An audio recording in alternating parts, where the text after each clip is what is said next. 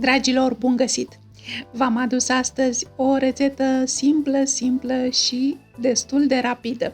Facem pulpe dezosate la air fryer. Pulpele bine condimentate se fac atât de ușor și ies minunate la friteza cu aer cald, bine rumenite, fragede și suculente în interior. Haideți să vă arăt cum le fac eu.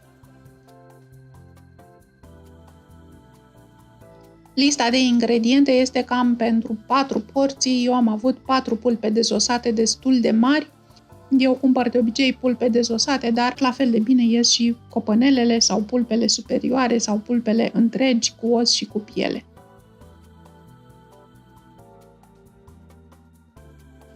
Înainte să le condimentăm, pulpele trebuie să fie bine uscate. Le tamponăm cu șervete de hârtie pe toate părțile pentru că le vom unge cu ulei și, bineînțeles, dacă sunt ude, umede, nu se va lipi bine uleiul de ele și implicit nici condimentele. La air fryer, ca și în cuptorul mare, de altfel, puteți să gătiți pulpele și fără niciun strop de ulei, dar uleiul ajută totuși și condimentele să rămână la locul lor și să avem acea crustă frumoasă, lucioasă și apetisantă. Eu am folosit ulei de măsline, la fel de bine puteți să folosiți și ulei de floarea soarelui sau unt topit, de exemplu. Și cu o pensulă am uns pulpele cu ulei pe toate părțile. Le-am întors și pe o parte și pe cealaltă și le-am uns bine. Am consumat, cred, maxim o lingură de ulei. Acum punem toate condimentele într-un castronel. Eu am folosit oregano, usturoi deshidratat, pudră de usturoi, adică boia de ardei dulce. Dacă mâncați picant, puteți să puneți și puțină boia iute, fulgi de ceapă, care vor da un gust nemaipomenit acestor pulpe, sare și piper râșnit proaspăt.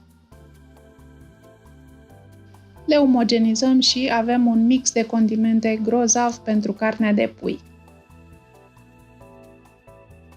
Cu o linguriță presărăm din mixul acesta peste carne, jumătate din cantitate pe o parte, apoi întoarcem carnea pe partea cealaltă și presărăm restul de condimente. Dacă vă grăbiți, puteți găti pulpele imediat, dar dacă nu vă grăbiți, ar fi bine să acoperiți castronul cu o folie alimentară și să-l lăsați așa cam 15 minute, timp în care carnea își va trage din condimente și va fi mai gustoasă. Vom preîncălzi puțin coșul fritiozei. Eu nu folosesc hârtie de copt la air fryer și în manualul de utilizare al aparatului specifică că nu se folosește hârtie de copt.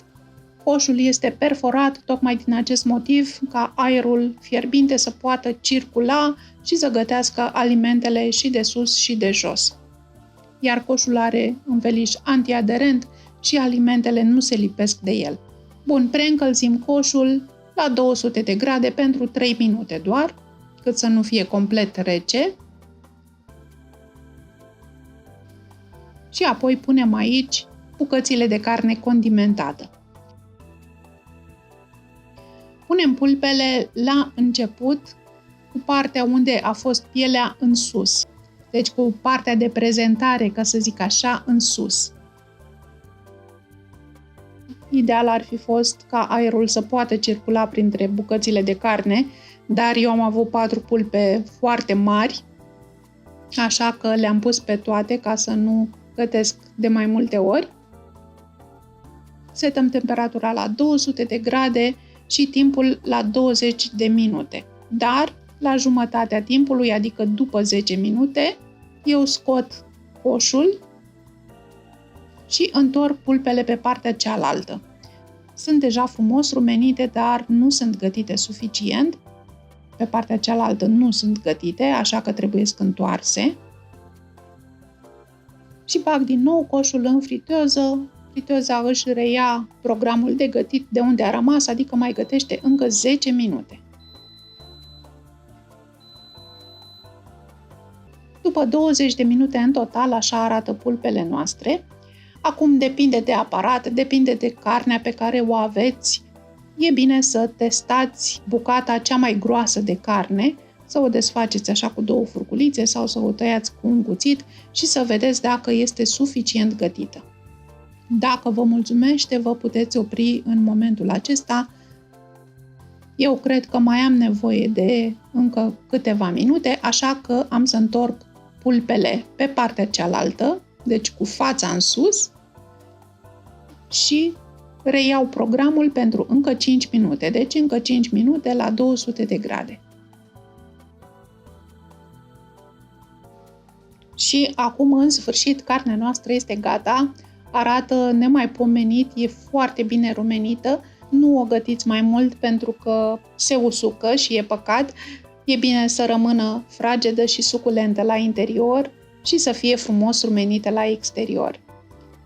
Deci a durat cu totul 25 de minute ca să fie gata.